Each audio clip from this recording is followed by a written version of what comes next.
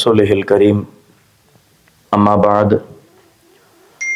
அத்தாயி Ramadan Ijtema 2026 அத்தாயி knowledge city மாமல்லபுரத்தில் சிறப்பான முறையில் நடைபெற்று வருகிறது. அல்ஹம்துலில்லாஹ். தினமும் உலக செல்வந்தர்களில், உலக பணக்காரர்களில் இஸ்லாமியர்கள் என்கின்ற தலைப்பிலே ஒவ்வொரு நாளும் ஒவ்வொரு நபரை பற்றிய செய்திகளை பார்த்து வருகிறோம். அந்த அடிப்படையில் இன்றைய தினம் நாம் பார்க்க இருக்கக்கூடிய ஒரு மிக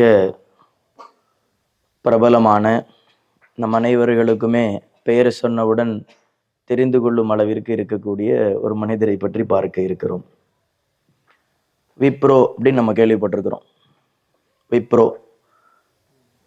விப்ரோ கம்யூனிகேஷன்ஸ் ஒரு 1990, 2000 அந்த நேரங்களில் கம்ப்யூட்டர் துறையில் மிகப்பெரிய ஒரு புரட்சியினை ஏற்படுத்திய ஒரு ரொம்ப முக்கியமான ஒரு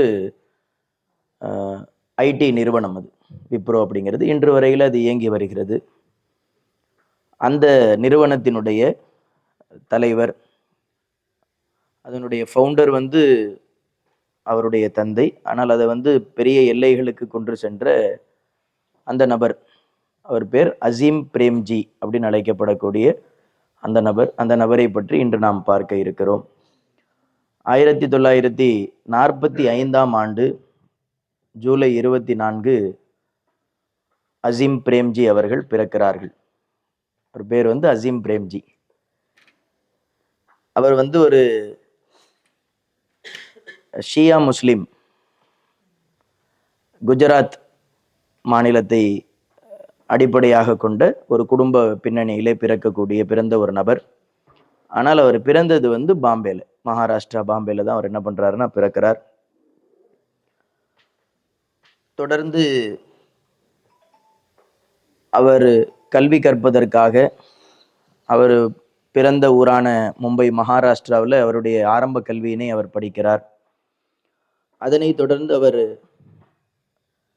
bachelor of science in electrical engineering அப்படின்னு சொல்கிற ஒரு டிகிரியை ஸ்டான்ஃபோர்ட் யூனிவர்சிட்டி அங்கே என்ன பண்ணுறாருன்னா அவர் கம்ப்ளீட் பண்ணுறார் தன்னுடைய எஜுகேஷனை. 1945 இவர் பிறந்த நேரத்தில் 1947 அந்த பாகிஸ்தான் பிரிந்து போகும்போது, இந்தியா தனி நாடாகவும் பாகிஸ்தான் தனி நாடாகவும் பிரிக்கப்படும் போது முகமது அலி ஜின்னா அவர்கள், அசீம் பிரேம்ஜியினுடைய தந்தை, அவர் அவரிடத்துல சொல்லப்படுகிறது, நீங்க என்ன பண்ணுங்க, எங்களோட நீங்க பாகிஸ்தானுக்கு வந்துருங்க அப்படின்னு அவருக்கு ஒரு ரெக்வஸ்ட் வைக்கப்படுது. ஆனால் அசீம் பிரேம்ஜி அவர்களினுடைய தந்தை, இல்லை நான் நாங்கள் பிறந்தது இந்த ஊரில் தான், வாழ்ந்தால் இங்கே தான் வாழ்வோம் அப்படின்னு சொல்லி அந்த ரெக்வஸ்ட்டை டேர்ன் டவுன் பண்ணிடுறாங்க. நாங்கள் வரலை அப்படின்னு சொல்லிடுறாங்க. ஹாஷிம் பிரேம்ஜி அப்படின்ட்டு அவங்களுடைய தந்தையினுடைய பெயர். தொடர்ந்து இந்தியாவிலேயே அவர்கள் இருக்கிறார்கள். அந்த விப்ரோ அப்படின்னு சொன்ன உடனே நமக்கு அது ஒரு ஐடி கம்பெனியினுடைய பெயராக இன்று அது அறியப்படுகிறது. அதனுடைய ஃபுல் ஃபார்ம் என்ன அப்படின்னு சொன்னால் western Indian vegetable products limited அப்படிங்கிறது தான் அதனுடைய full form. Western Indian vegetable products limited அப்படிங்கிறது தான் அதனுடைய அசல் ஒரிஜினலான பேர். அது நாளடைவில் அது மருவி, அது ஆரம்பத்தில் அவங்க என்ன பண்ணிட்டு இருந்திருக்கிறாங்கன்னா, ஒரு சன்ஃப்ளவர் வனஸ்பதி ஆயில் வருது இல்லையா, டால்டா அப்படின்லாம் சொல்கிறோம்ல, இதையெல்லாம் அவங்க என்ன பண்ணி, இந்த வியாபாரத்தை தான் அவங்களுடைய தந்தை ஆரம்பிச்சிருக்கிறாங்க. ஹாஷிம் பிரேம்ஜி ஆரம்பித்து அப்படியே அதை தொடர்ந்து செய்து வந்திருக்கிறார்கள். அப்படியே அதே போல் சில லாண்ட்ரி சோப் வியாபாரம் பண்ணியிருக்கிறாங்க. அதே மாதிரி சின்ன சின்ன ஹெல்த் கேர் சம்மந்தப்பட்ட சின்ன சின்ன ப்ராடக்ட்ஸு, இது எல்லாமே செஞ்சுக்கிட்டே வராங்க. அப்போ 1966 சரியாக 21 வயது நிரம்பிய அசீம் பிரேம்ஜி அவர்கள் இந்தியாவிற்கு திரும்பிய பிறகு தன்னுடைய தந்தையினுடைய அந்த கம்பெனியை டேக் ஓவர் பண்ணுறாங்க. டேக் ஓவர் பண்ணது நாள்லேருந்து சின்ன சின்ன அதில் அடிஷன்ஸ் கொடுக்குறார். பேக்கரிக்கு தேவையான அந்த ப்ராடக்ட்ஸ் ஃபுல்லாவுமே இவங்க சப்ளை பண்ண ஆரம்பிக்கிறாங்க. சோப்பு, ஏற்கனவே லாண்ட்ரி சோப் அப்படின்னு நம்ம சொன்னோம். கூடவே சேர்த்து பேபி பயன்படுத்தக்கூடிய சின்ன சின்ன பிள்ளைகளுக்கு, குழந்தைகளுக்கு பயன்படுத்தக்கூடிய அவங்களுக்கு தேவையான அந்த ஹெல்த் கேர் பொருட்களை வந்து ஆட் பண்ணி அப்படி கொஞ்சம் கொஞ்சமா கொஞ்சம் கொஞ்சமா அவங்களுடைய பிசினஸை வந்து டெவலப் பண்றாரு. இவருடைய மைண்ட் வந்து கொஞ்சம் விசாலமான மைண்ட். ஹைட்ராலிக் சிலிண்டர்ஸ் நம்ம வந்து பார்க்குறோம் இல்லையா, அந்த ஹைட்ராலிக் சிலிண்டர்ஸ்லாம் வந்து இவங்க தயாரித்து என்ன பண்ணுறாங்க, அதை வந்து சப்ளை பண்ணுறாங்க. இப்படியே அந்த விப்ரோ நிறுவனத்தை வந்து கொஞ்சம் கொஞ்சமாக பெரிதாக்கி கொண்டே வருகிறார். பிறகு 1980 1980s என்ன பண்ணுறாருன்னா, ஐபிஎம் அப்படின்னு ஒரு நிறுவனம், அந்த நிறுவனத்தோட டைஅப் வச்சு கம்ப்யூட்டர் சம்பந்தப்பட்ட சின்ன சின்ன ப்ராடக்ட்டுங்களை தயாரிக்கக்கூடிய ஒரு அமைப்பாக இதனை விப்ரோ வந்து உருவாக்குறார்.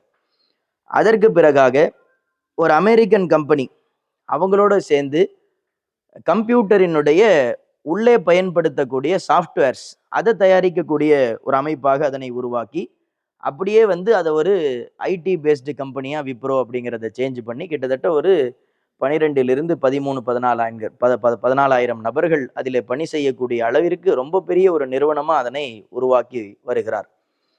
அதற்கு பிறகாக அப்படியே அந்த அவங்களுடைய சாஃப்ட்வேர் நிறுவனம் சிறந்த முறையில் வருது. ஒரு காலத்துல வந்து விப்ரோ அப்படிங்கிறது வந்து பயங்கரமான பெயருள்ள ஒரு நிறுவனம்.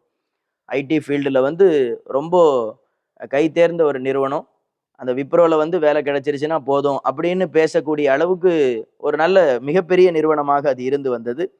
அதனைத் தொடர்ந்து அவருக்கு 2011 அவருக்கு வந்து பத்ம விபூஷன் என்கின்ற சிறப்பான அந்த உயரிய அந்த விருது அவருக்கு கொடுக்கப்பட்டு கௌரவிக்கப்படுகிறது. அதே போல் அசீம் பிரேம்ஜி அவர்களிடத்திலே ஒரு மிகப்பெரிய ஒரு ஸ்பெஷாலிட்டி என்ன அப்படின்னு சொன்னா, அவருடைய மொத்த சொத்து மதிப்பு வந்து கிட்டத்தட்ட 2010 அடிப்படையில் நான் சொல்றேன். 2010 அடிப்படையில் அவருடைய மொத்த சொத்து மதிப்பு $14 பில்லியன் அவர்கிட்ட இருக்கு. அதுல அவர் என்ன செய்யறாருன்னா, $3 பில்லியன் அப்படியே வந்து டொனேஷனா அசீம் பிரேம்ஜி ஃபவுண்டேஷன் அப்படிங்கிற ஒரு அமைப்பை உருவாக்கி அதுக்கு கொடுத்து ஏழை பிள்ளைகள் படிப்பதற்குண்டான மிகப்பெரிய வழியினை அவர் செய்து கொடுக்கிறார். அந்த நேரத்துல வந்து பில் கேட்ஸ், அதே போல வாரன் பஃபட் போன்ற நபர்கள் அவர்களோடு இணைத்து எல்லாருமே சேர்ந்து ஒரு பிளட்ஜ், ஒரு உறுதிமொழி எடுத்துக்கிறாங்க. நாம வந்து நம்மளுடைய நாம் சம்பாதிக்கக்கூடிய சம்பாத்தியத்திலிருந்து ஒரு குறிப்பிட்ட பகுதியினை ஏழை எளிய மக்கள் படிப்பதற்கு அவர்களுடைய உணவுக்காக நாம் அதனை டொனேஷனா நம்ம என்ன பண்ணுவோம், கொடுப்போம் அப்படின்னு சொல்லி ஒரு பிளட்ஜ் எடுக்கிறாங்க. அப்படி வந்து இந்தியாவில் இருந்து பிளட்ஜ் செய்து கொண்ட முதல் பணக்காரர் அசீம் பிரேம்ஜி அப்படிங்கிறது வந்து குறிப்பிடத்தக்கது. 2015 அவருடைய அவருடைய எல்லா பணிகளையுமே, விப்ரோவினுடைய மொத்த பணிகளையுமே அவர் தன்னுடைய மகன் ராஷித் அப்படிங்கிற அவருக்கு வந்து என்ன பண்றார், மொத்தமாக அவருடைய கைகளிலே அதனை ஒப்படைத்து விட்டு அவர் பிறகு ஓய்வு எடுத்துக்கொள்கிறார். அப்படி என்ன பண்ணிடுறார், ரிட்டையர்மெண்ட்டுக்கு வரார். ஆனால் அசீம் பிரேம்ஜி அப்படிங்கிறவரினுடைய பெயர் வந்து இன்றளவிலும் 2026 நம்ம தாண்டிய பிறகும் அவருக்கு ஒரு 80 வயது அவர் கடந்த பிறகும் கூட இன்று வரையில் அவரினுடைய பெயர் என்பது ஐடி செக்டார்ல ரொம்ப முக்கியமான ஒரு பங்காற்றிய ஒரு நபராக, இந்தியாவிலேயே ரொம்ப முக்கியமான ஒரு பங்கை கொடுத்த, அதற்கு பிறகுதான் மற்ற பெரிய பெரிய நிறுவனங்கள், இன்ஃபோசிஸ் போன்ற மற்ற நிறுவனங்கள் எல்லாமே உருவாச்சு அப்படின்னு சொல்ற அளவுக்கு விப்ரோ அப்படிங்கிற ஒரு நிறுவனத்தை அவர் உருவாக்கி நடத்தி காட்டினார் என்பது வந்து ஒரு மிகப்பெரிய சாதனை.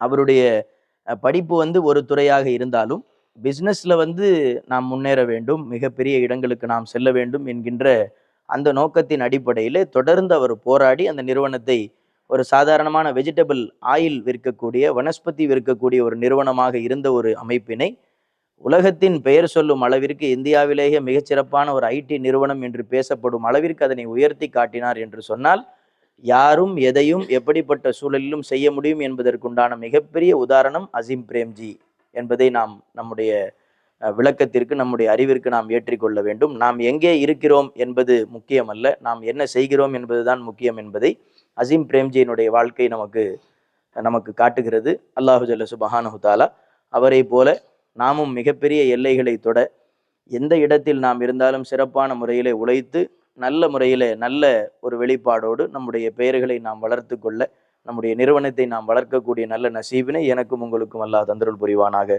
வாஹிரு தாவானா அல்ஹம்துலில்லாஹி ரப்பில் ஆலமீன்.